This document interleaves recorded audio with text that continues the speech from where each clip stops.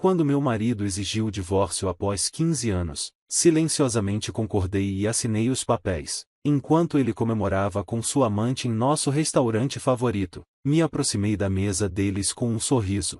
Parabéns pela sua liberdade, eu disse, deslizando um envelope sobre a mesa. Seu sorriso desapareceu quando ele leu os resultados do teste de DNA. Batom vermelho, sangue em algodão branco imaculado. Foi isso que acabou com o meu casamento, não com um grito ou um estrondo, mas com o horror silencioso da descoberta. Eu estava congelado em nosso closet, segurando a camisa social de William com os dedos trêmulos. Me lembro perfeitamente do momento exato, terça-feira, 9h17 da manhã.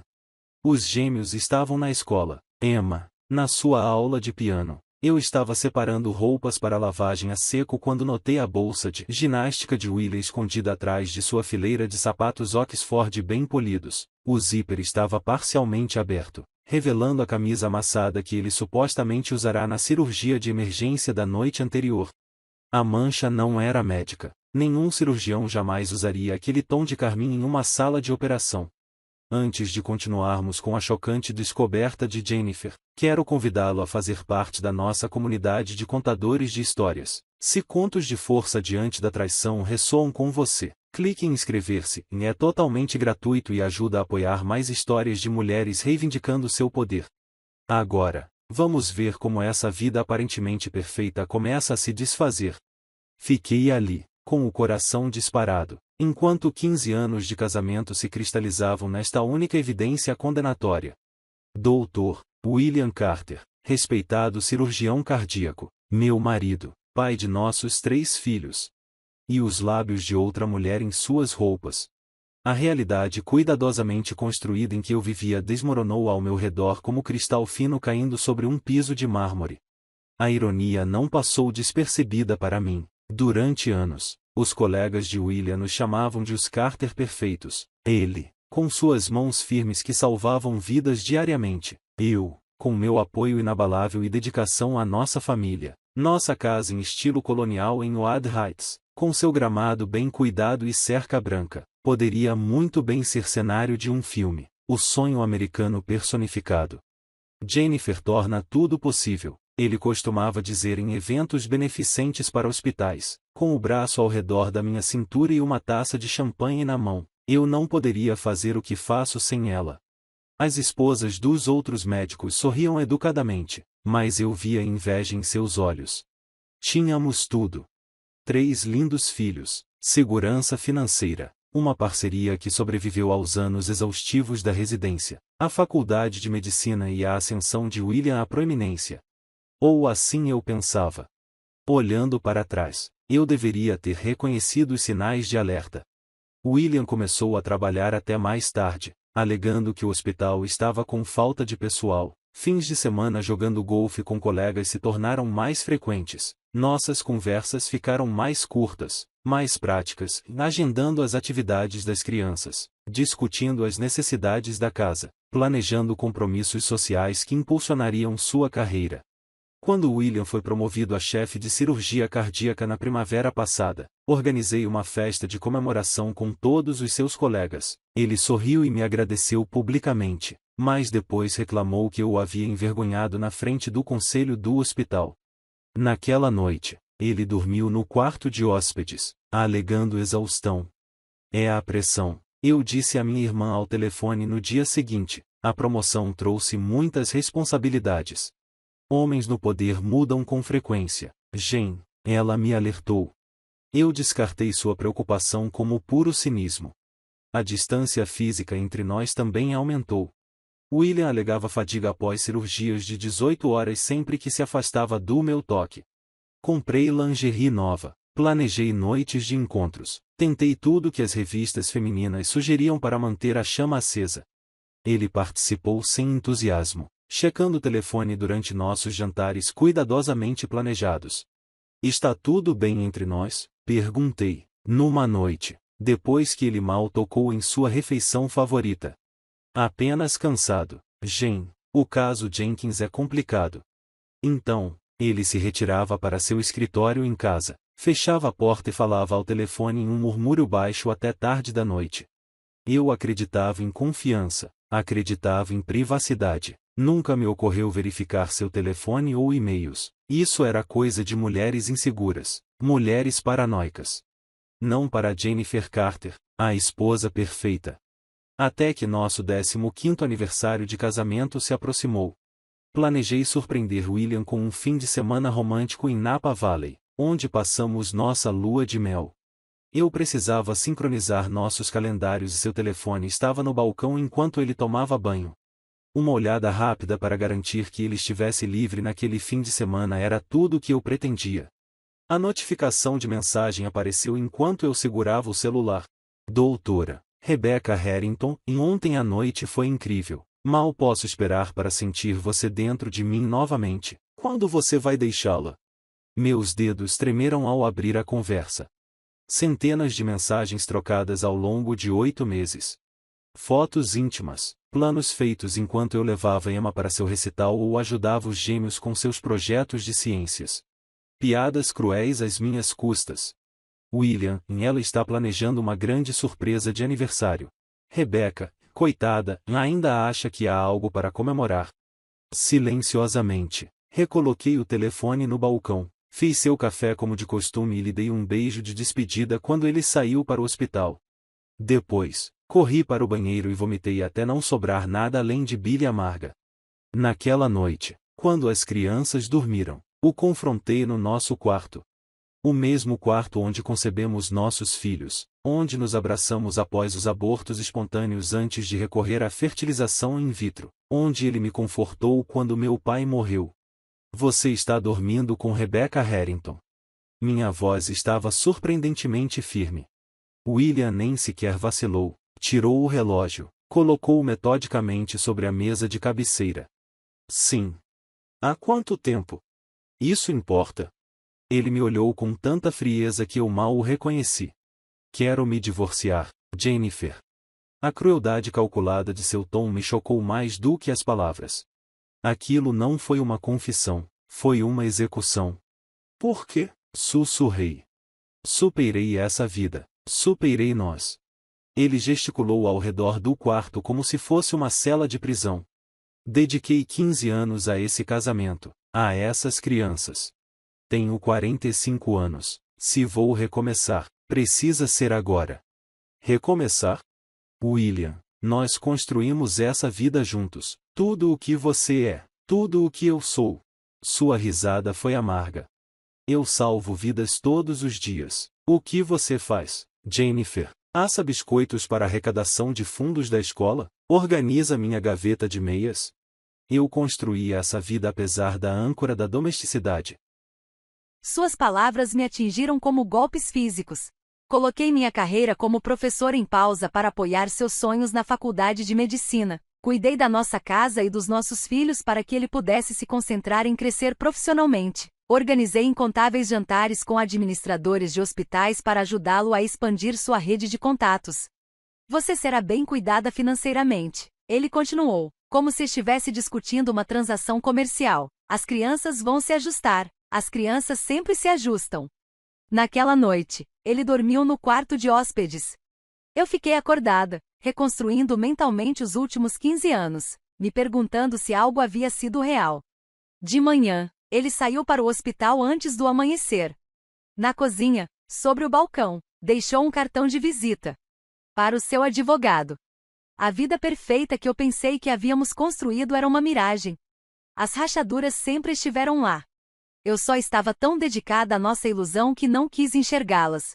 O que eu não sabia naquela época era que o batom manchado e o caso eram apenas as fraturas visíveis em uma estrutura comprometida desde o início. A traição de William era mais profunda do que eu poderia imaginar. E a verdadeira extensão do seu engano logo viraria meu mundo de cabeça para baixo de maneiras que fariam seu caso parecer trivial em comparação. No dia seguinte a William deixar o cartão do advogado, marquei uma consulta com Patricia Winters, a advogada de divórcios mais implacável de Odd Heights. Eu precisava entender minhas opções, me preparar para a batalha que estava por vir. A primeira instrução de Patricia foi clara. Documente tudo, Jennifer, especialmente as finanças. Naquela noite, Depois de colocar as crianças na cama com a garantia de que papai está ocupado no hospital, abri nosso cofre. Dentro dele, 15 anos de registros financeiros, declarações de impostos, investimentos, escrituras de propriedade. Enquanto eu organizava os papéis, as discrepâncias começaram a surgir como fios escuros em um tecido que eu acreditava ser impecável. Retiradas mensais: $5, 000, $7, 500, às vezes, $10, 000. Todas saindo da nossa conta conjunta para uma entidade chamada Riverside Holdings. Sem explicação. Sem rastro de papel mostrando para onde esse dinheiro ia. Nos últimos 2 anos, quase $250, 000 haviam simplesmente desaparecido. Na manhã seguinte, entrei em contato com nosso banco. O gerente da conta hesitou, mas acabou confirmando minhas suspeitas. Riverside Holdings era uma sociedade de responsabilidade limitada registrada exclusivamente no nome de William. A trilha do dinheiro terminava ali. Isso é normal em divórcios? Perguntei a Patrícia na nossa reunião de acompanhamento, deslizando os extratos bancários sobre sua mesa de mogno. Ocultar ativos? Infelizmente, sim. Ela examinou os documentos por trás de seus óculos de leitura estreitos. Mas esse padrão sugere algo mais calculado. Algo de longo prazo. Foi durante essa conversa que Patrícia mencionou o Dr. Nathan Brooks. O nome surgiu de forma inesperada. Ela explicou que o ex-colega do meu marido deixou o Ashore Medical Center há 3 anos sob circunstâncias interessantes. Talvez valha a pena conversar com ele. Eu me lembrava vagamente do Dr. Brooks, quieto, dedicado, sempre um pouco desconfortável nos eventos do hospital. Ele simplesmente desapareceu da comunidade médica sem explicação. Quando perguntei a William na época, ele descartou minhas dúvidas com um aceno indiferente. Diferenças profissionais, nada de interessante. Foram necessárias 5 ligações para rastrear seu paradeiro. Ele agora dirigia uma clínica familiar modesta, a 60 quilômetros da cidade. Sua recepcionista foi relutante a princípio, mas quando mencionei o nome de William, ela imediatamente mudou de tom. Senhora Carter. Sua voz carregava um peso que fez meu estômago se revirar. Estou esperando sua ligação há anos. Nos encontramos em uma cafeteria no meio do caminho entre nossas casas. O Dr. Brooks havia envelhecido consideravelmente desde a última vez que o vi. Rugas profundas ao redor dos olhos. Cabelos grisalhos precoces. Ele pediu café preto e me estudou com um olhar clínico. Eu sabia que esse dia chegaria, ele disse calmamente. Só não sabia qual de nós quebraria primeiro, eu, pela minha consciência, ou William, pela sua arrogância. O que ele revelou na hora seguinte destruiu o que restava do meu mundo. A clínica de fertilidade de Ashore tinha um problema. Vários casais relataram falhas inexplicáveis nos procedimentos de fertilização in vitro, apesar das condições ideais. Notei inconsistências nos relatórios de laboratório, ele disse, a voz um sussurro. Pequenas diferenças na documentação, nada que alguém comum perceberia. Minhas mãos tremiam ao redor do meu café com leite intocado. Passamos por 3 rodadas de FIV para conceber os gêmeos. Mais 2 para Emma. Cada falha foi devastadora. Cada sucesso, um milagre. Comecei a investigar silenciosamente, continuou ele. O diretor da clínica, Dr. Mercer, estava manipulando resultados. Substituindo amostras. Alterando taxas de sucesso. Tudo para manter a reputação e o financiamento da clínica. Quando o confrontei, Dr. Brooks fez uma pausa, olhando diretamente para mim. Ele admitiu que William sabia de tudo. Meu peito apertou. Mais do que sabia. Ele corrigiu, ele era cúmplice. Isso é impossível, sussurrei. William queria filhos. Nós 2 queríamos. Dr. Brooks deslizou um pendrive sobre a mesa. Aqui estão os registros hospitalares. Relatórios de laboratório. A assinatura de William autorizando modificações nos procedimentos. Modificações, ele repetiu, com nojo. Um eufemismo para a adulteração de amostras. Incluindo as nossas. Minha voz falhou. Por quê? Inicialmente, foi por ambição. Dr. Mercer estava no conselho que, anos depois, promoveu William a chefe de cirurgia. Mas havia mais. William tem uma condição cardíaca hereditária. Cardiomiopatia hipertrófica. Leve no caso dele, mas com 50% de chance de ser transmitida aos filhos. Um cirurgião não pode ter um filho doente. Seria um risco para sua reputação, para sua imagem profissional. As implicações caíram sobre mim como um maremoto. Ele garantiu que seu esperma nunca fosse realmente usado. A clínica usou doadores anônimos no lugar. William sabia exatamente o que estava fazendo. Saí da reunião com o pendrive queimando um buraco na minha bolsa. E uma recomendação para um serviço discreto de testes genéticos. Naquela noite, depois que as crianças dormiram, coletei amostras de DNA. Cabelos de suas escovas. Saliva de suas escovas de dente. Incluí também um dos pentes de William, do banheiro principal. Ele não usava mais os dois. A espera pelos resultados foi torturante. Enquanto isso, William acelerou os procedimentos do divórcio. Exigiu avaliações de custódia.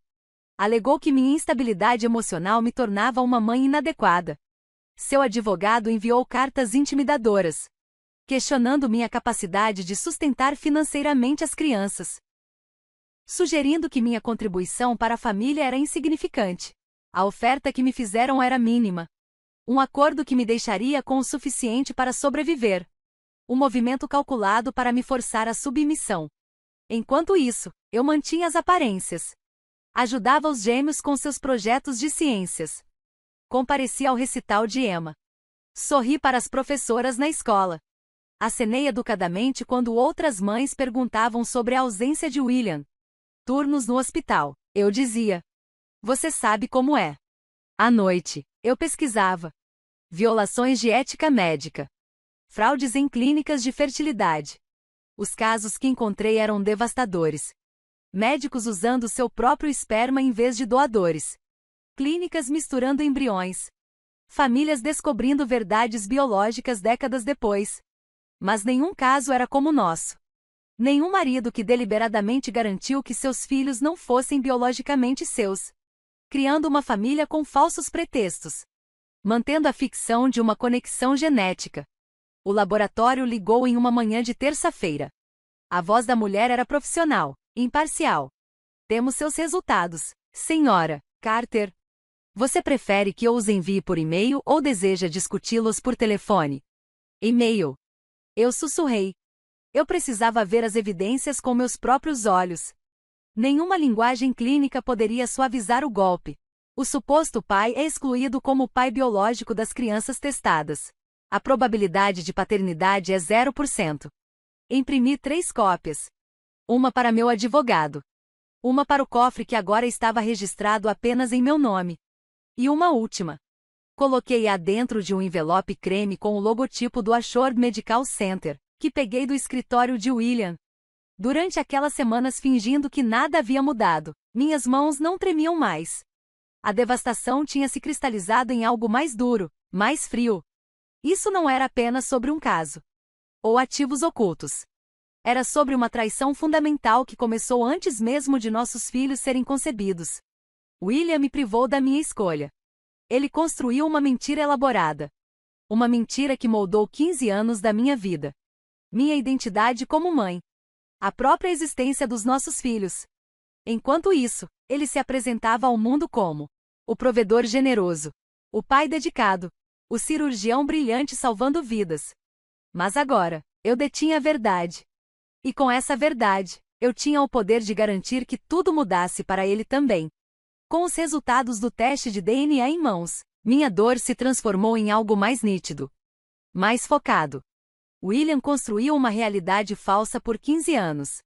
Agora, eu iria desmantelá-la. Metodicamente. Completamente.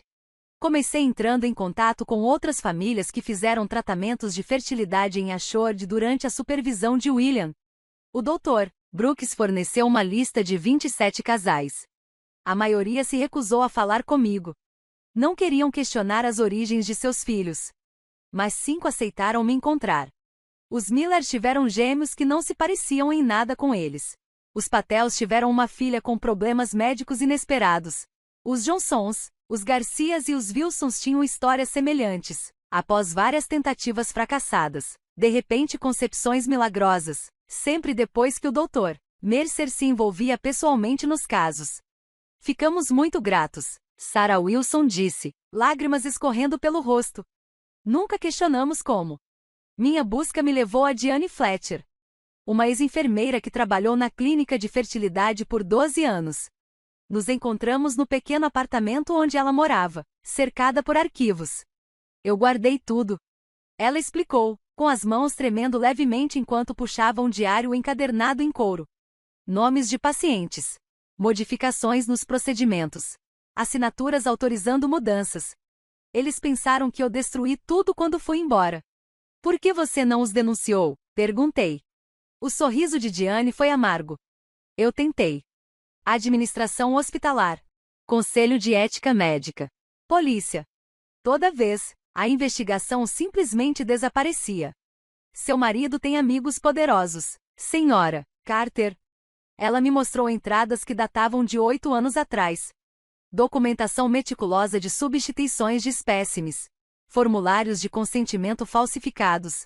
Irregularidades processuais. A assinatura de William aparecia repetidamente, autorizando ajustes de protocolo em casos com preocupações genéticas. E o meu caso? Perguntei calmamente. Diane virou para uma página marcada com meu nome. As datas coincidiam com nossos procedimentos de fertilização in vitro. Instruções especiais do próprio Dr. Carter. Substituição de espécime autorizada devido a preocupações de qualidade. Nenhuma identificação de doador registrada. Fotografei cada página. Cada assinatura. Cada nota condenatória. Quando estava saindo, Diane colocou um cartão de visita na minha mão. Unidade de Investigação de Ética Médica. Peça pelo agente Dawson. Diga a ele que eu te enviei. Michael Dawson trabalhava para uma força-tarefa conjunta investigando fraudes em assistência médica. Ele estava construindo um caso contra a Shorda havia 18 meses.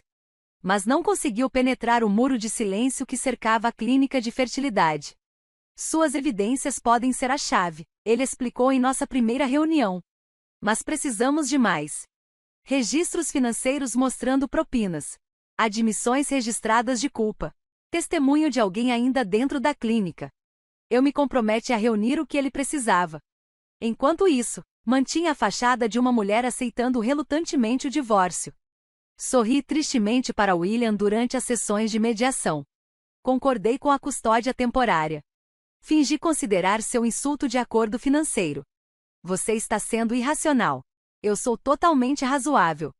William comentou depois de uma reunião particularmente tensa com nossos advogados. As crianças vêm primeiro, respondi suavemente. Eu só quero o melhor para todos. A confiança dele cresceu com cada concessão que eu parecia fazer. Ele levou Rebecca para eventos escolares.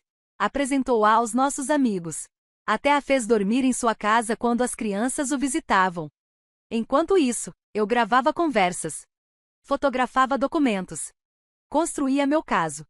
Minha investigação tomou um rumo inesperado quando contratei um investigador particular para examinar os antecedentes de Rebecca. O relatório revelou algo impressionante. Rebecca não era apenas colega e amante de William. Ela era a filha de Melanie Harrington. 5 anos antes, Melanie Harrington foi paciente de William. Uma substituição de válvula de rotina. Um erro fatal durante o procedimento. Uma investigação hospitalar que o inocentou. O relatório oficial concluiu que Melanie não havia revelado o medicamento que complicou sua cirurgia. Mas a verdade estava enterrada nos registros que o agente Dawson descobriu. William operou com o mínimo de sono. Depois de um fim de semana com Rebecca em Chicago. Seu erro foi encoberto. Os registros falsificados. A família recebeu um acordo financeiro pago com fundos da Ashord. O marido de Melanie morreu 1 ano depois de insuficiência cardíaca induzida pelo estresse. Rebecca ficou sozinha. Ela mudou seu sobrenome. Apagou todas as conexões com seu passado. E metodicamente se infiltrou na vida de William. Primeiro como colega. Depois como amante. A vingança dela estava sendo planejada há anos. Assim como a minha. Debati confrontá-la. Talvez até sugerir que trabalhássemos juntas. Mas decidi não fazer isso. As motivações de Rebecca eram emocionais.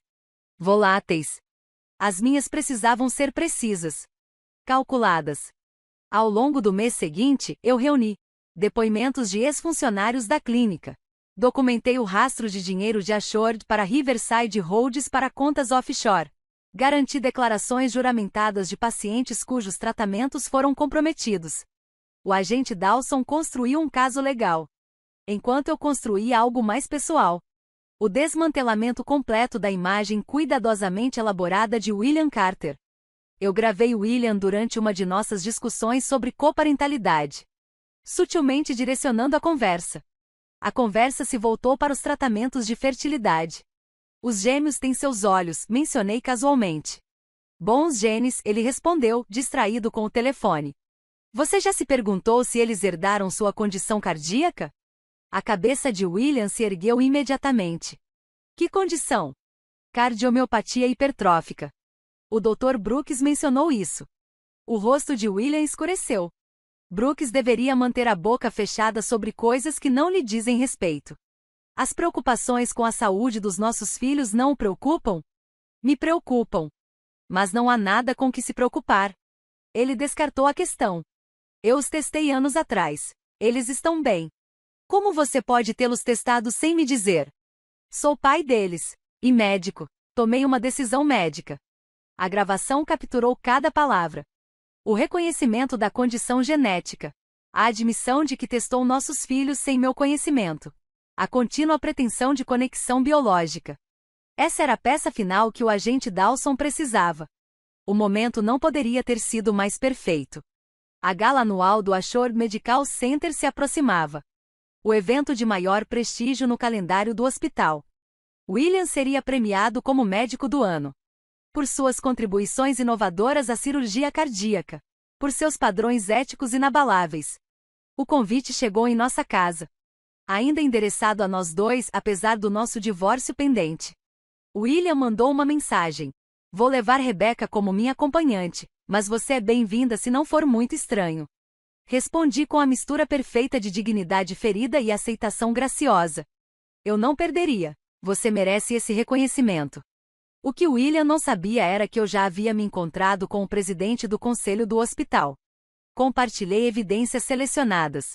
Uma sessão especial foi agendada. Antes da gala, o agente Dawson apresentaria o caso completo. Contra William. Contra Dr. Mercer. Contra a clínica de fertilidade. Naquela noite, enquanto preparava meu vestido, pensei em Rebecca. Um vestido preto elegante. O mesmo que ela uma vez zombou em uma mensagem para William. Mãe suburbana tentando parecer sofisticada. Recebi uma notificação. William e Rebecca comemorariam no Vincenzo após a cerimônia. Nosso restaurante especial. O mesmo onde ele me pediu em casamento há 15 anos. O toque final perfeito para minha revelação cuidadosamente orquestrada. O envelope com os resultados de DNA estava pronto. As autoridades estavam preparadas. Cada detalhe foi considerado. Pela primeira vez em meses, senti uma certeza calma. William passou 15 anos construindo uma mentira. Amanhã à noite, a verdade finalmente seria contada. A noite da gala do Assured chegou com um timing perfeito. Tempestades ameaçavam no horizonte, mas permaneciam afastadas. O céu estava escuro, carregado de potencial. Entrei sozinha no salão de baile do hotel. Vestindo o preto que William sempre dizia que me fazia parecer que estava tentando demais. Cabelos presos. Brincos de diamante, um presente de um marido que não existia mais. As joias brilhavam sob a luz, enquanto eu me movia pela multidão da elite médica. Avisei William imediatamente. Segurando a corte perto do palco. Braço possessivo em volta da cintura de Rebecca. Ela usava vermelho escarlate. O mesmo tom do batom que iniciou esta cascata de revelações. Os membros do conselho do hospital se aglomeravam ao redor deles. Apenas algumas horas separavam William Carter da verdade. E dessa vez, não haveria como escapar. Rindo de suas piadas, admirando sua companheira perfeita. A imagem do sucesso. A reunião secreta do conselho havia terminado apenas 30 minutos antes. Assisti de uma sala lateral enquanto o agente Dawson apresentava as evidências. Registros financeiros. Depoimentos de pacientes. Documentação detalhada de Diane Fletcher. Os membros do conselho mudaram suas expressões. De ceticismo para choque. De choque para resolução sombria. O departamento jurídico do hospital contatou imediatamente o gabinete do promotor público. William, é claro, não sabia de nada disso. Enquanto aceitava os parabéns por seu prêmio. Enquanto sorria para os flashes das câmeras. Enquanto acreditava que sua vida perfeita estava segura. O que ele não sabia era que policiais estavam posicionados em cada saída, esperando o sinal do agente Dawson. Sua vida estava a minutos da implosão. Eu me misturei à multidão silenciosamente. Aceitei condolências falsas pelo meu casamento fracassado. De esposas que sempre me viram como uma cúmplice da genialidade de William. Tão corajoso da sua parte vir esta noite, sussurrou Margaret Reynolds, esposa do chefe de cirurgia. Sua simpatia era genuína, mesmo enquanto seus olhos seguiam William e Rebecca. Eu não perderia. Quero ver William receber o reconhecimento que ele merece. Respondi com um sorriso que a deixou visivelmente desconfortável. A cerimônia de premiação ocorreu conforme o planejado. A presidente do conselho do hospital, Dra. Helena Winters, decidiu que uma revelação pública seria mais eficaz do que uma prisão silenciosa. William subiu ao palco sob aplausos estrondosos. Aceitou o troféu de cristal com humildade ensaiada. Medicina não é apenas ciência, entoou ao microfone. É uma confiança sagrada entre médico e paciente. A ética deve guiar cada decisão, cada procedimento, cada momento na sala de cirurgia. Observei Rebecca durante seu discurso. A tensão nos ombros. A adoração calculada nos olhos. Ela estava desempenhando um papel, assim como eu fiz por 15 anos. Mas por razões muito diferentes. Nossos olhares se encontraram. Um breve momento do outro lado da sala. Um reconhecimento silencioso entre duas mulheres que conheciam o verdadeiro William Carter. Após a cerimônia, eles partiram para o Vincenzo, exatamente como planejado. Esperei 20 minutos antes de seguir. O creme e o pendrive estavam seguros na minha bolsa. O restaurante não havia mudado nada. Toalhas de mesa brancas. Iluminação suave. Ópera italiana tocando ao fundo. A mãe me reconheceu imediatamente. Senhora Carter, que maravilhoso vê-la novamente. Seu marido mencionou que você poderia se juntar a eles. William estava extremamente confiante. Ou talvez estivesse preparando o cenário para alguma humilhação pública. De qualquer forma, se encaixava perfeitamente no meu plano. Eles estavam sentados em nossa velha mesa favorita. Perto das janelas. O Bordeaux 1982, o mesmo vinho que compartilhamos no nosso aniversário há 5 anos. A garrafa custava mais do que um mês de compras para nossos filhos. William me viu primeiro. Sua expressão mudou de surpresa para presunção, claramente assumindo que eu tinha vindo para implorar, para me humilhar. Rebecca se recompôs rapidamente.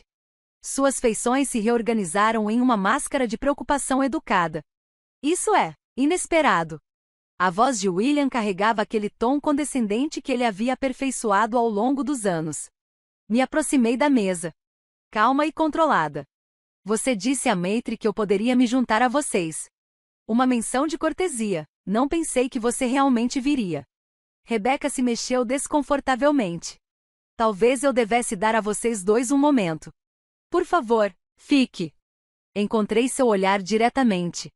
Afinal, você ganhou seu lugar nesta mesa, Rebecca. Ou devo chamá-la de Rebecca Harrington? A cor sumiu de seu rosto. William franziu a testa em confusão. Do que você está falando? Olhei para Rebecca. Ela sabia. Você não é Rebecca. É filha de Melanie Harrington. A paciente cuja morte você encobriu, William. A mulher cuja válvula cardíaca você substituiu enquanto estava exausto do seu fim de semana com sua filha em Chicago. Irônico, não é? William se virou para Rebecca. Compreensão surgindo em seus olhos. Isso é verdade? O silêncio dela foi confirmação suficiente. Aproveitei a confusão momentânea para colocar o envelope cor de creme na mesa. Parabéns pela sua liberdade. Acho que você vai achar essa leitura interessante. A mão de William tremeu levemente quando abriu o envelope. Removendo os resultados do teste de DNA.